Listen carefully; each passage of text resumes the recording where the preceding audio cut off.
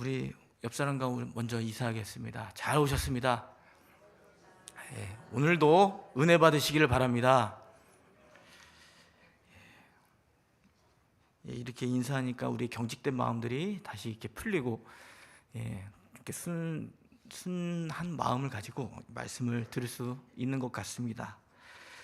자, 오늘 본문의 말씀을 가지고 흠없는 자녀로 살라라는 제목으로 말씀을 나누겠습니다.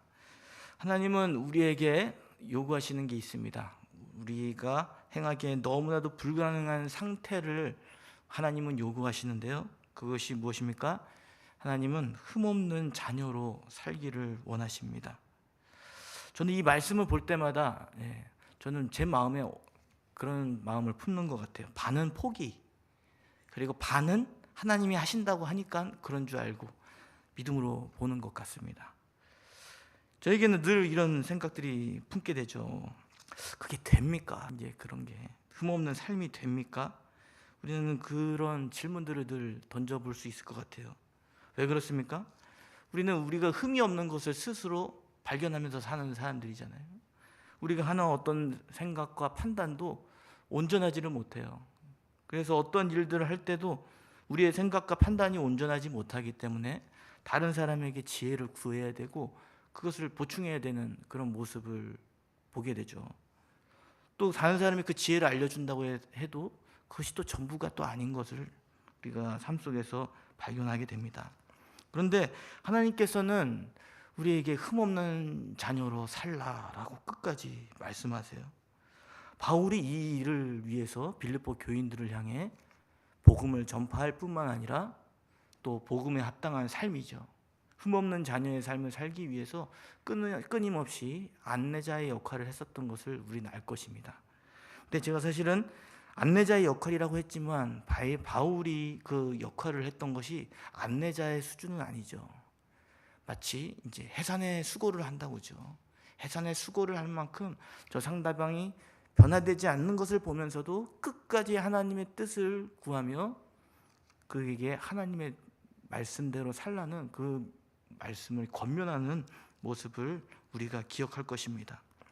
그렇게 성경에서는 구원받은 상태를만을 이야기하는 것이 아니라 구원받은 이후에 순종의 삶, 흠없는 삶을 살라라고 우리에게 끊임없이 요구하고 있다는 것을 기억하시기를 바랍니다.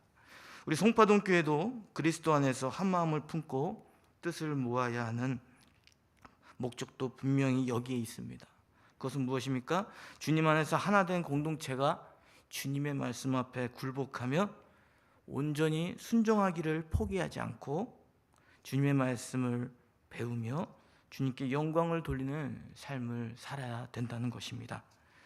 오늘 바울을 통해서 빌립보 교회에게 하시는 이 말씀, 흠없는 자녀로 살라라는 그 의미를 다시 한번 되새겨보며 순종의 길을 걷는 그 중요성이 얼마나 큰 것인지 그 가치를 인식하고 끝까지 순종의 길을 걸어가실 수 있는 저와 여러분이 되시기를 바랍니다. 오늘 본문의 본론으로 들어가겠습니다. 오늘 본문은 바울이 빌립보 교회를 향하여 흠없는 하나님의 자녀의 삶을 살라는 하나님의 뜻을 전합니다. 오늘 본문 15절 말씀을 다 함께 읽겠습니다. 시작. 이는 너희가 흠이 없고 순전하여 어그러지고 거스르는 세대 가운데서 하나님의 흠없는 자녀로 세상에서 그들 가운데 빛들로 나타내며. 아멘. 오늘 바울이 빌립보 교회에게 이렇게 얘기하는 거죠. 흠없는 자녀로 살라는 말씀을 하고 있습니다. 이 읽은 본문에서 흠없는 자녀로 살라고 할 때에 그 앞에서 그 구절에서 이야기하고 있는 상태를 이야기하죠. 그것은 무엇이냐면 흠없는 그런 상태를 가져야 된다는 것이에요. 그리고 순전한 상태가 돼야 된다라고 말합니다. 흠이 없다는 것은 무엇입니까? 사람이나 사람들로부터 손가락질 받지 않을 정도의 상태가 돼야 된다는 거예요. 그 순전한 상태는 불순물이 끼지 않은 완전히 깨끗한 상태를 가져야 된다는 것을 이야기합니다. 이처럼 하나님이 원하시는 그 상태들을 이루어야지 우리가 흠없는 자녀의 삶을 살 수 있다는 것이죠. 그리고 그렇게 흠없는 자녀의 삶을 살아내야 낼 때 15절 읽은 그 하반절의 말씀에 이 구부러지고 뒤틀린 세대에서 세상의 별과 같이 빛나게 될 것이라고 말씀합니다. 반대로 우리가 흠없는 삶을 살지 못한다면 어떻게 되는 건가요? 그 빛을 감추는 모습으로 살아가게 되겠죠. 세상 사람과 다르지 않은 그런 모습으로 살게 된다는 것입니다. 그러나 하나님께서는 우리가 이렇게 흠없는 삶을 요구하시면서 우리가 실제적으로 우리의 삶에서 잘 되지 않잖아요.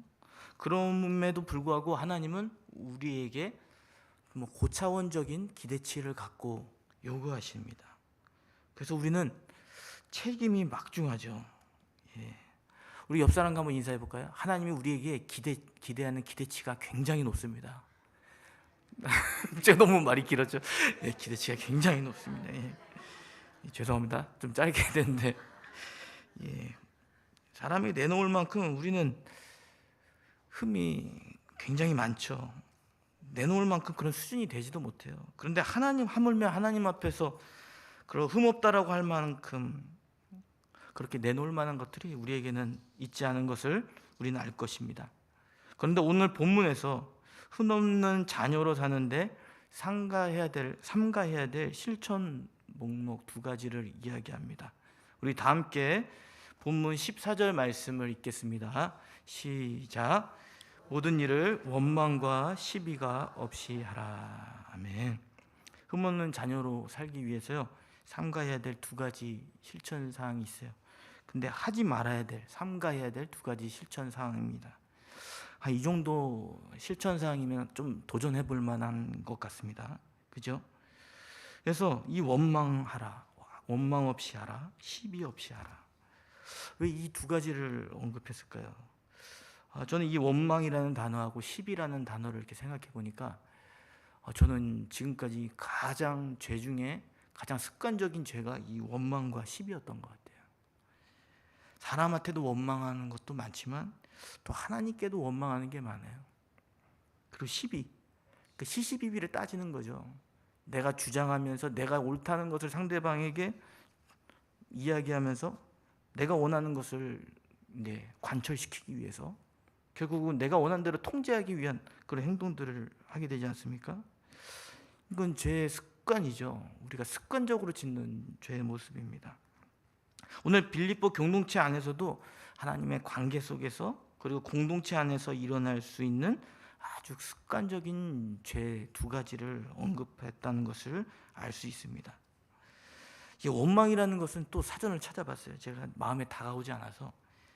원망이라는 건 억울하게 또는 못마땅히 여겨서 상대방을 탓하며 분하게 여기면서 미워한다는 의미를 담고 있더라고요.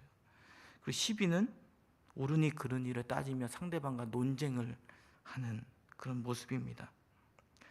이런 모습은 우리 교회 공동체에서 허락되지 않는 모습입니다. 그래서 바울의 입을 통해서 하나님께서는 공동체 안에서 하나 되기 위해서 그리고 거룩한 삶을 살기 위해서 삼가해라. 그것은 무엇이냐? 원망하지 마라. 시비하지 마라. 그것은 하나님이 원하시는 뜻이 아니다라는 것을 이야기해 줍니다. 이것은 마치 광야에 구약에 있었던 이스라엘 백성들이 출애굽하여서 구원을 받은 그들이 이제 하나님께 원망과 시비를 걸었던 그 모습들을 연상케 합니다. 이렇게 우리는 이런 원망과 시비의 모습이 하나님께서 비롯된 것이 아님을 기억해야 될 줄 믿습니다. 저 여러분이 공동체에서 하시는 그 말씀을 기억하시기를 바랍니다. 교회 안에서 원망과 또 시비를 걸려는 그런 마음들이 생길 때 여러분이 먼저 멈춰주시기를 바랍니다. 그것이 죽고 사는 문제가 아니면 그냥 넘겨줄 수 있는 그 넉넉함으로 좀 더 사랑으로 받아줄 수 있기를 바랍니다. 그렇게 될 때 우리는 좀 더 흠없는 삶의 모습을 간접적으로 좀 더 나아갈 수 있을 거라 생각이 됩니다. 저와 여러분이 원망과 시비의 모습을 버리고 그 하나됨을 우리가 만들기 위해서 하나님과 또 사람과의 관계 속에서 평화와 화평의 관계를 이루기 위해서 그 일들을 잘 실천해 나가실 수 있는 저와 여러분이 되시기를 바랍니다. 이렇게 두 가지 실천 사항만 하면은 흠없는 자녀에 좀 도달할 수 있을 것 같았는데, 사실 이게 본론에 아직 들어가지 않았어요. 그 본론, 적극적인 측면이죠. 오늘 흠없는 자녀로의 삶을 살기 위해서 그 적극적인 측면을 본문에서 설명하고 있습니다. 우리 본문 12절 말씀을 다 함께 읽겠습니다. 시작. 그러므로 나의 사랑하는 자들아, 너희가 나 있을 때뿐만 아니라 더욱더 지금 나 없을 때에도 항상 복종하여 두렵고 떨림으로 너희 구원을 이루라. 아멘. 오늘 바울이 그 빌립보 성도들에게 하나님이 원하시는 뜻을 이야기합니다. 그것은 무엇입니까? 하나님의 말씀에 순종하여 라고 이야기하죠. 근데 그 말씀에 어떻게 순종합니까? 항상 순종하여, 언제나 순종하여, 끝까지 순종하여 라고 이야기하고 있습니다. 항상 주님의 말씀에 순종하며 그 마음에는 두렵고 떨림으로 너희의 구원을 이루라 라는 그 말씀을 우리에게 주셨습니다. 바울은 빌립보 교인들에게 복음에 합당한 삶을 살라고 늘 이야기했죠. 그리고 예수 그리스도께서 우리를 구원하시기 위해서 온전한 십자가를 지심으로 말미암아 순종의 길을 걸었던 것처럼 예수 그리스도가 너의 순종의 본이 되어서 너희도 예수님처럼 그 길을 계속적으로 걸어가라고 우리에게 끊임없이 바울을 통해서 말씀해 주셨습니다. 우리가 교회에 기능들이 있죠. 교회는 예배를 드리고 또 말씀이 가르쳐지고 또 선교하고 봉사하고 서로 성도들 간의 친교가 이루어지는 그 기능을 하는 것이 교회라고 저도 배웠었습니다. 이 기본적인 기능을 하는 그 교회는 기본적으로 그 베이스를 갖춰야 돼요. 그 베이스가 무엇이냐면 교회 공동체 각 지체들이 스스로 구원받은 은혜를 깨달아야 됩니다. 그리고 구원받은 은혜를 깨달아서 주님이 원하시는 주님의 말씀에 순종하려는 그런 삶을 살아야 되는 것이 가장 기본이 된다는 것입니다. 순종하려는 마음의 태도와 그 길을 끝까지 걸어가지 않는다면 교회에 아무리 좋은 것이 있어도, 좋은 기능이 이제 이루어지고 있다고 하더라도 그것은 제대로 된 기능을 할 수가 없습니다. 우리가 하나님 뜻과 사랑을 품어서 일시적인 순종에 머물지 말아야 될 것입니다. 하나님의 말씀에 순종함으로 끝까지 그 길을 걸어갈 수 있는 저와 여러분이 되시기를 바랍니다. 오늘 이제 담임 목사님과 함께 제자 훈련을 받으시는 성도님들이 계시죠. 순종의 학교에 오신 여러분들을 환영합니다. 우리 박수 쳐드리겠습니다. 말씀에 순종하는 법을 배우는 시간인 줄 믿습니다. 축하드립니다. 훈련이 시간이 좀 고되죠. 근데 그 시간을 통해서 하나님이 기뻐하시는 흠없는 삶의 모습이 무엇인지를 배울 수 있는 시간이라는 것을 기억하시기를 바랍니다. 그래서 순종을 하려고 할 때 어떻습니까? 불가능한데 벌써 떠들잖아요. 저도 사실 담임 목사님하고 같이 이제 제자 훈련 하라고 그러면 사실 저도 좀 겁이 납니다. 훈련을 한다는 것은 좀 고되게 하는 거잖아요. 일반적으로 하는 그 수준을 넘어서서 훈련을 하는 것이기 때문에 굉장히 어려운 시간일 것입니다. 왜냐하면 자기의 시간을 들여서 그 훈련이란 우리에게 익숙하지 않은 순종의 훈련을 배워야 하는 것이죠. 그런데 하나님 편에 그것을 생각했을 때 그것은 가장 하나님 기뻐하시는 일입니다. 그리고 그 가운데 제자 훈련을 통해서 정말 순종의 사람이 세워진다면, 훈련된 사람이 세워진다면 그 사람들을 통해서 이 교회가 또 그 교회의 역할을 감당해 낼 줄 믿습니다. 그러나 이게 우리가 항상 순종하며 흠없는 삶을 살라는 이 동의어적인 표현이 또 나오죠.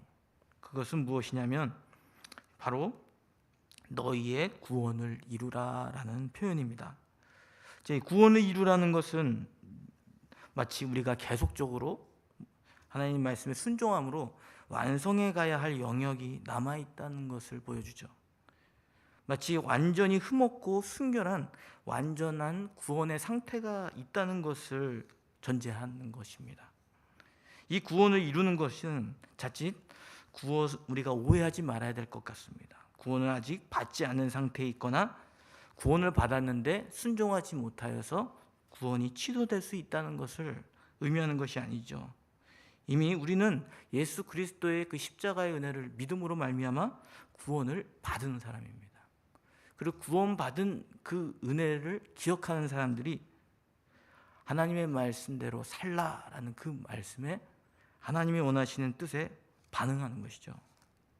그래서 구원이라고 하면 이것을 신학적으로 두 측면의 영역을 구분해서 늘 설명하죠. 구원은 칭의, 구원받은 사람이 칭의를 얻게 되는 것과 또 칭의를 얻은 그 신분에서 이제 성화의 삶을 살게 된다는 그 두 측면을 구분해서 설명합니다.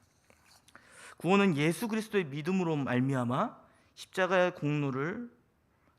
공로로 하나님이 우리를 의롭다 여겨주시는 그 자격을 얘기하죠. 신분이요.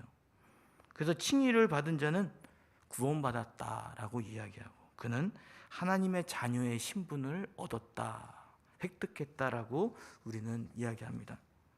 그리고 구원받는데 우리를 하나님께 의롭게 여겨주시는 그것이 우리의 행함과는 공로와는 아무 관련이 없다는 것을 우리에게 성경에서 이야기해주고 있죠. 또한 한 측면 의롭다는 자격을 얻게 되는 그 사람, 즉 구원받은 사람이 하나님이 우리 안에 일하셔서 특별히 우리 안에 성령께서 내주하심으로 말미암아 거룩한 삶을 살게 하시는 성화의 영역을 이야기합니다.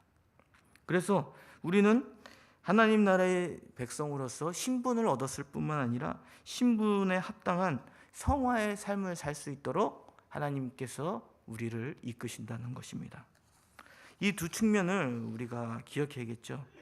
그래서 교리적으로 간단하게 설명하면 구원받은 하나님의 자녀, 구원받은 이후의 그 성화의 삶이 바로 시작된다는 것을 이야기해요. 그러므로 구원받은 자는 구원받은 자의 삶을 동시에 시작되게 된다는 것을 우리가 기억해야 할 것입니다. 오늘 본문에서 구원을 이루라고 하는 것, 구원받은 하나님의 자녀가 구원받은 자로서 성화의 삶을 계속적으로 이루어가라는 메시지를 담고 있는 것입니다. 그런데 거룩한 삶을 사는 것은 결국 우리의 성품이 거룩하게 또 변화된다는 것을 이야기하잖아요.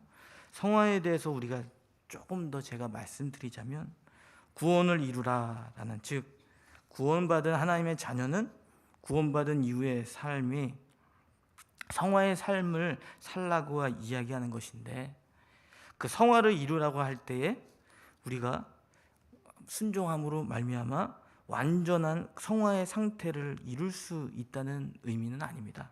왜냐하면 우리는 죄의 유혹을 받고 마귀의 유혹을 받는 죄성을 갖고 있기 때문에 죄가 없는 완전한 상태를 우리는 이룰 수 없죠. 구원받은 사람도 죄성이 있어서 죄의 유혹과 사단의 유혹을 받아 그 죄에 빠질 수 있기 때문입니다. 그러나 하나님의 자녀는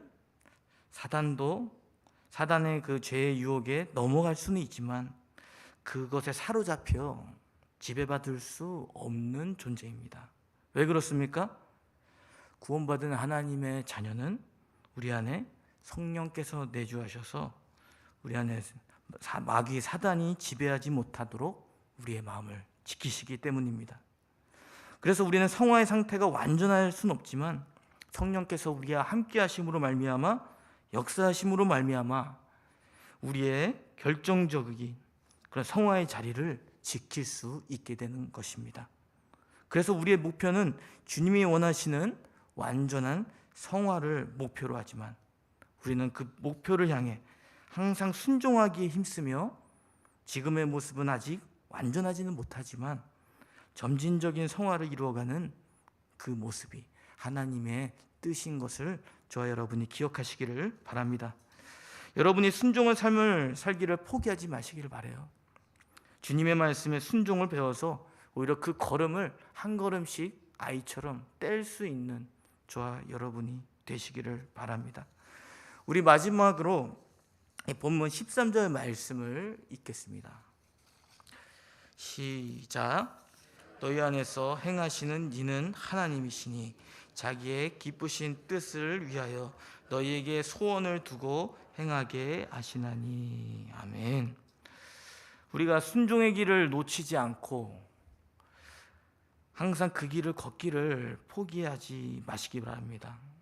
우리가 순종의 길을 포기하지 말아야 하는 이유는 순종의 삶을 사는 일이 쉬워서가 아니죠.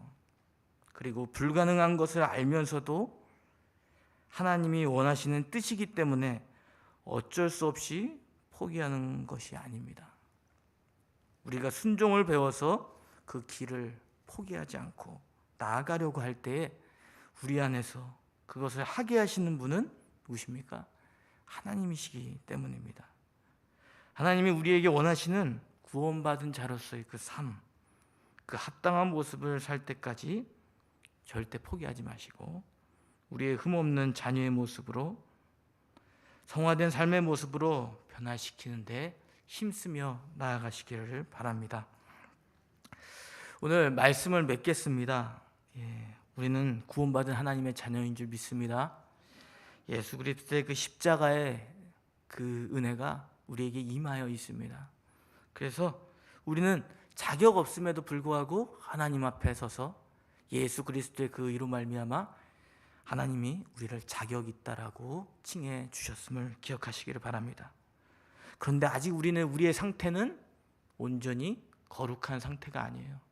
하나님이 정말 끝까지 원하시는 그런 상태가 아닙니다. 우리에게 자유의지를 가지고 그 거룩한 성화의 삶을 살라고 말씀하고 있습니다. 우리가 너무 그 불순종하는 모습을 보면서 실패하는 자리에 머물러 있지 않기를 바랍니다. 실패하는 모습을 돌아보면서 우리가 낙심할 것이 아니라 이 실패하는 모습은 하나님이 원하시는 그 자리가 아님을 기억하시기를 바랍니다. 오히려 우리 마음에 하나님의 소원을 두시기를 바라요. 구원받은 하나님의 자녀로서 거룩한 순종의 길을 걸어가는 그 모습을 하나님이 원하시고 계신다라는 그 마음을 품고 하나님, 제가 부족하지만 거룩한 하나님의 사람의 모습으로 바뀔 수 있도록 인도하여 주시옵소서. 저의 성품은 흠없고 연약하지만 내 안에서 그 소원을 이루시는 그 하나님을 의지하며 하나님께 나아가겠습니다. 순종의 길을 배우게 하여 주시고 끝까지 순종의 길을 걸어갈 수 있도록 인도하여 주시옵소서. 이 기도 제목을 가지고 우리가 세상 가운데 순종의 삶을 살아가시는 저와 여러분이 되시기를 바랍니다. 우리 다 함께